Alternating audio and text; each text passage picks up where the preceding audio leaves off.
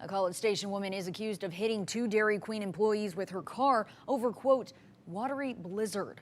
Quinasha Thompson is charged with 2 counts of aggravated assault with a deadly weapon. Employees allegedly offered Thompson a refund after she complained about her ice cream when Thompson drove through the drive-thru to the front of the store. Police say surveillance video showed her hitting 2 employees with her car. Thompson allegedly told police the employees were making fun of her, and she's currently in the Brazos County Jail.